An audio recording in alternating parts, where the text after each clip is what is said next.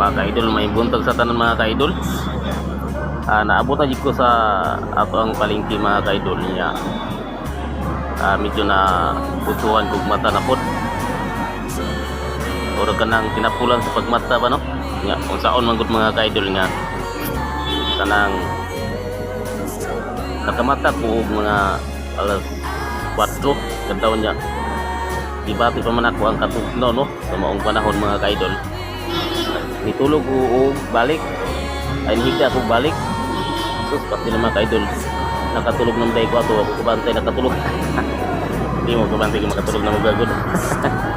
Asi mga ka-idol niya nakatulog na day ko niya pagmata na ko mga ka-idol taas na kayo ang oras. So muna mga ka-idol nga dali-dali daw ko bangon wala na ko maka-ehersisyo.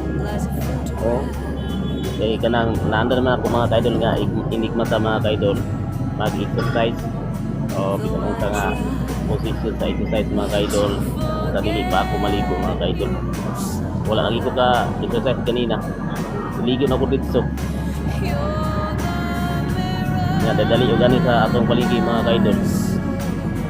Pero okay lang mga ka-idol kay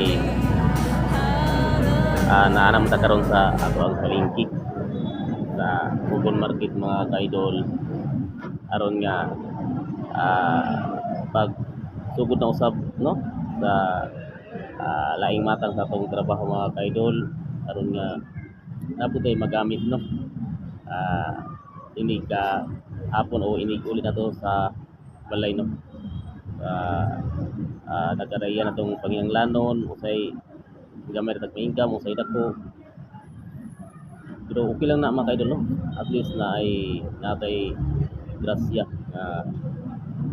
gihatag sa Dios sa matagusan nato no ya malipay pud no nga ini kahuman sa ini ka po sa mga oras mga ka-idol nga ini ko lang nato sa atong panimalay mga balik ito istorya mga ka-idol na atay magamit sa gamitan para sa ibuong pamilya o katupong na ginusara ra pud no tama na ako ginusara ra. Pero ang pinakadabis mga ka-idol nga naagita no sa marangal nga pagpangita sa trabaho nga kana bang atong gihaguan mga ka-idol no atong gipatuluan og singot urti ka lamit mga ka-idol nga